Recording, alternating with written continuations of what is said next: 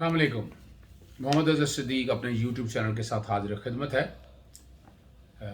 कल मरीम नवाज़ की ज़मानत मनसूखी नहीं कह सकते, ये विड्रॉल कि ये अदालत ये दरख्वास्त ज़मानत वापस ले, इसकी समाअत होना थी।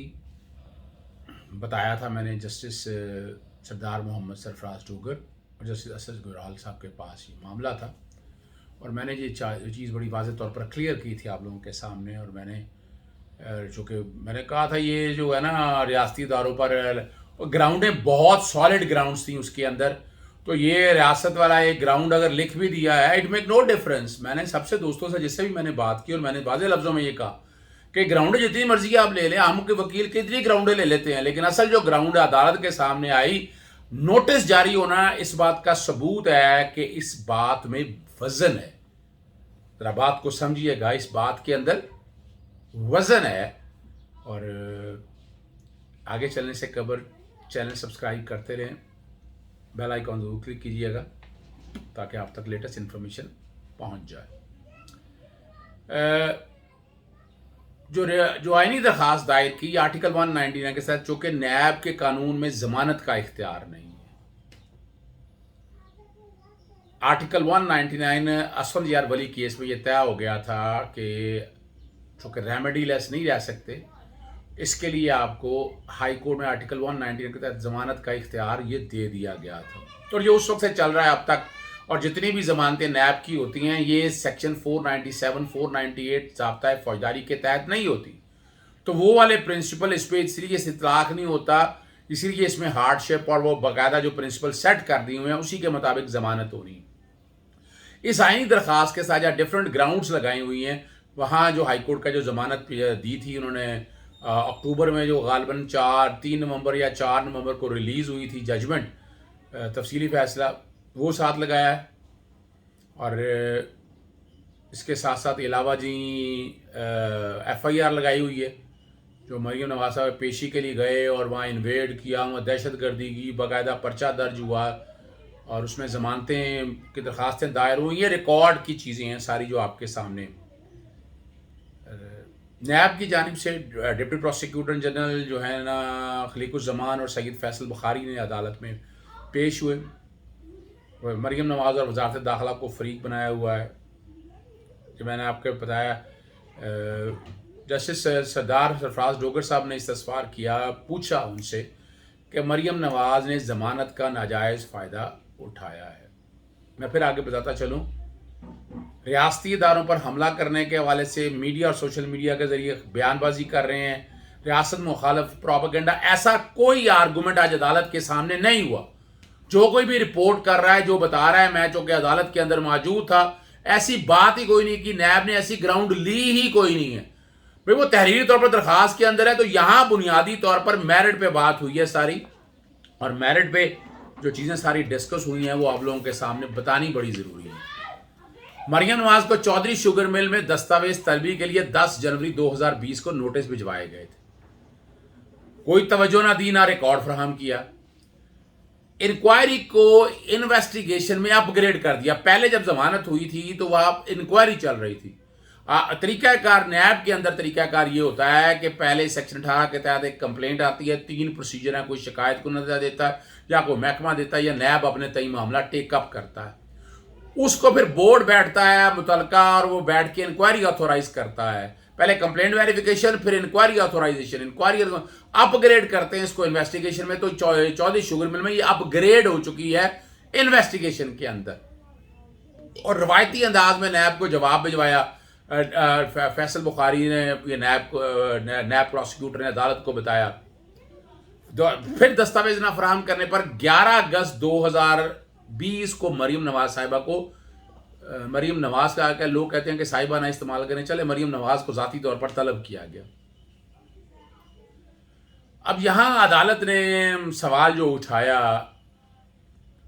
कि जो जमानत खारिज की है उनकी वजूहात क्या हैं, और जो कि दरख्वास्त ये दायर की है खलीकुज़्ज़मान ने, वो कहाँ हैं। उनको बुलाया गया कि उन्हें क्या दलाइल दें। अगर वो अदालत के अंदर मौजूद है, फैसल बुखारी साहब ने कहा कि मुझे जो कि यह केस मार्क हुआ है मैं दलाइल देना चाहूँगा। बार खलीकुज़्ज़मान साहब ने भी پھر خلیق الزمان صاحب کو کہا کہ آپ بڑے افسر ہیں، آپ دلائل آپ اس میں پیش کریں۔ اب یہاں جو بات آپ کے سامنے رکھنی ہے، عدالت نے یہ بھی سوال اٹھایا کہ مریم نواز جو ہے نا ریمانڈ پر رہیں تو دوبارہ انہیں طلب کیوں نہیں کیا گیا۔ یہاں پر فیصل بخاری صاحب نے عدالت کو بتایا کہ پہلے انکوائری تھی، اب انویسٹیگیشن اپ گریڈ ہوئی ہے، مٹیریل چاہیے، انفارمیشن چاہیے، تو اس کے لیے نوٹس طلب کیا جاتا ہے، ضمانت پہ اپنی جگہ وہ موجود ہوں گی۔ لیکن یہ عدالت کا کہنا تھا کہ نہیں، چونکہ ریمانڈ ختم ہو گیا ہے، اس پہ انہوں نے کہا قانون موجود ہے، یہ ساری چیزیں ریکارڈ پہ اوپر موجود ہیں، انہیں جب بلایا جا رہا ہے، ایک اسپیسیفک انکوائری اب رہی نہیں ہے، انویسٹیگیشن میں کنورٹ ہو گئی ہے، اور عدالت نے کہا اتنا عرصہ آپ 1 سال خاموش کیوں رہے؟ انہوں نے کہا کہ اگست میں نا 2020 میں بلایا، اور مریم نواز صاحبہ نے اپنی سیاسی طاقت کا استعمال کیا اور نیب پر افسر پر حملہ کیا، توڑ پھوڑ کی، پتھراؤ کیا، پھر مقدمہ درج ہوا اور ایف آئی آر کی کاپی ہم نے اس آئینی درخواست میں ساتھ لگا دی ہے۔ اور اگست سے اگر لے لیں تو یہ تقریباً 6 مہینے بنتے ہیں۔ اس پر عدالت کا سوال تھا کہ 6 مہینے آپ کو خاموش رہیں، یہ بڑا زبردست سوال تھا۔ انہوں نے کہا ان کو جب کوئی نوٹس دیتے ہیں تو یہ الزام لگاتی ہیں نیب کے اوپر گٹھ جوڑ کے حوالے سے، حالانکہ نیب تو ایک آزاد اور خود مختار ادارہ ہے۔ اور ساتھ اگلی جو بات انہوں نے رکھی کہ پھر ان کے احتجاج شروع ہو گئے، انہوں نے جلسے جلوس شروع کر دیے، جلسے جلوس ختم ہوئے، ساتھ ضمنی انتخابات آ گئے، ضمنی انتخابات ختم ہوئے تو بعد میں سینٹ کے الیکشن آ گئے۔ تو اگر ان کو نوٹس جاری کرتے ہیں تو یہ نیب پہ الزامات کی بوچھاڑ کرتی ہیں۔ نیب نے اس لیے ان کو نوٹس جاری نہیں کیے، اور نیب مریم نواز جو ہے نا نیب کی تحقیقات پیش نہ ہو کر نیب کی تحقیقات میں رکاوٹ پیدا کر رہی ہیں، اور مریم نواز گال اپنے ہتھ کنڈوں سے عوام میں یہ تاثر دے رہی ہیں کہ ریاستی ادارے غیر فعال ہو چکے ہیں۔ مریم نواز جان بوجھ کر نیب کے ادارے کی ساکھ کو خراب کر رہی ہیں، اور اسی لیے چودھری شوگر مل کیس کے اندر ان کی ضمانت منسوخ کی جائے اور حتمی فیصلے تک ضمانت کا حکم معطل کیا جائے۔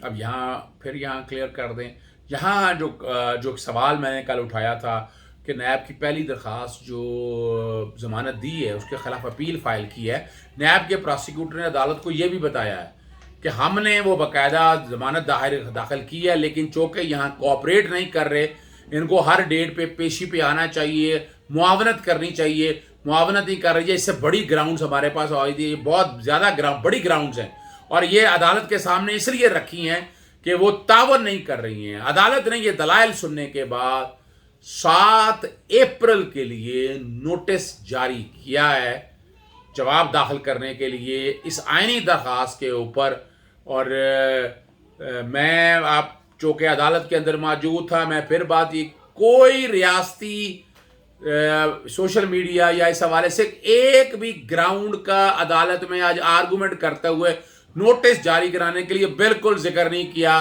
اس کے بعد عطا اللہ باہر جا کے سیاسی باتیں جو وہ مرضی کرتے رہیں، جس طرح مرضی کورٹ میں ضائع ضرور تھے، اور لیکن جو عدالت نے معاملات سامنے ہوئے، عدالت کے آپ کے سامنے معاملات رکھ دیے ہیں، عدالت کے سامنے ٹوٹل میرٹ پہ ہوئے، عدالت نے ٹوٹل میرٹ کے اوپر یہ آج نوٹس جاری کیے ہیں۔ اور کئی لوگوں کا سوال یہاں آئے کہ اتنا لمبا نوٹس کیوں کیا؟ آج دیکھیں، آج 15 مارچ ہو گئی ہے۔ عدالت کا ایک پروسیجر ہے، اپنا ایک روسٹر ہوتا ہے، عدالت نے سارے کیسز دینے ہوتے ہیں۔ ایک سوال یہاں پیدا ہوا، صحافی دوست یہاں آئے ہوئے تھے، اور ان کے حوالے سے عدالت نے کہا کہ آپ یہاں کیا کر رہے ہیں، کرونا ہے بہت زیادہ، آپ سائڈ پہ ہوں۔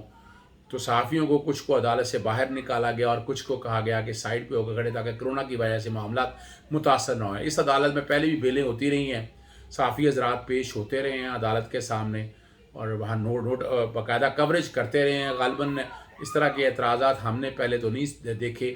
آج یہ معاملہ چونکہ یہ تھا، عدالت میں آج رش کم تھا، لیکن باہر جو ہے وہ آج چونکہ شہباز گل کی پیشی تھی، اور خبریں یہاں موجود تھیں کہ باقاعدہ وہاں پر انڈے مارے جائیں گے، ٹماٹر ڈالیں گے، اور شہباز کے ساتھ بدتمیزی کی جائے گی شہباز گل کے پاس، اور یہ باقاعدہ صحافیوں کو کنوے بھی کیا گیا۔ دوست ہے میرے صحافی، ان سب نے بتایا تھا، اس کے لیے ایک علیحدہ ویلاگ میں بنا رہا ہوں، ہائی کورٹ کے اندر باقاعدہ ہیئرنگ کو دوستوں سے کہا ہے کہ آج کیا ہوا، وہ ساری ہیئرنگ آپ لوگوں کے سامنے انشاءاللہ اگلے ویلاگ کے اندر میں وہ شیئر کروں گا۔ اجازت دیجیے گا، اللہ حافظ، پاکستان زندہ باد۔